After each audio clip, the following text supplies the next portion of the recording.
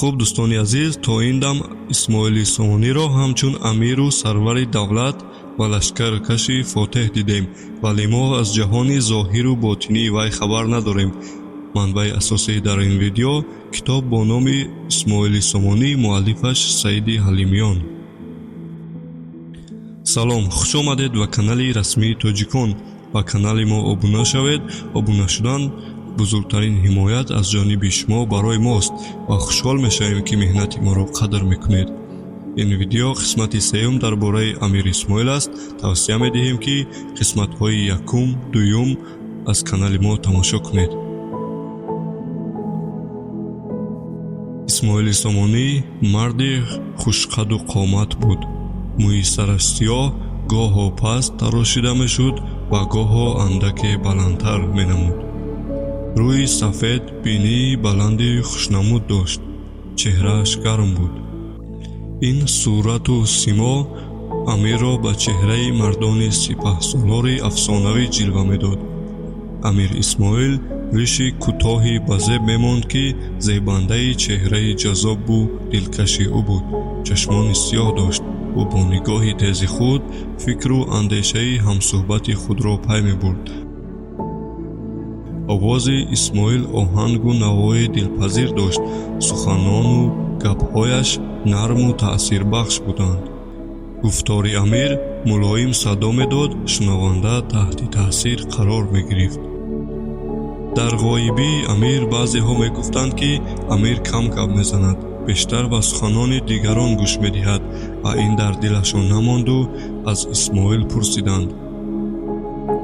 Амир Исмоил бо табассум мегӯяд ки маро ду гӯш доданду як забон.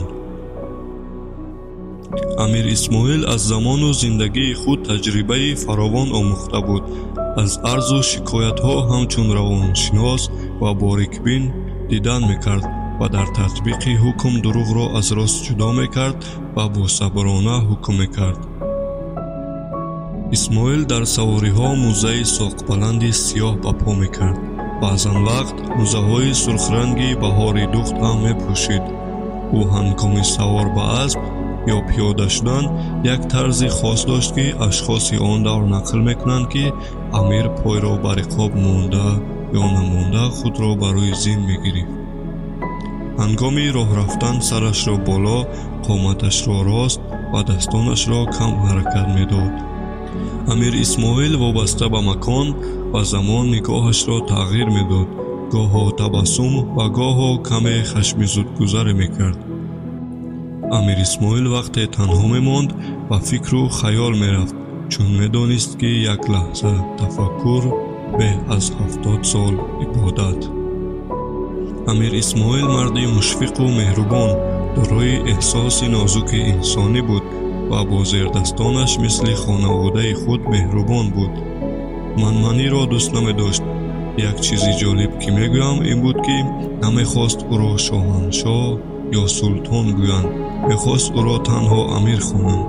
ӯ худро мисли мардуми оддӣ мешуморид.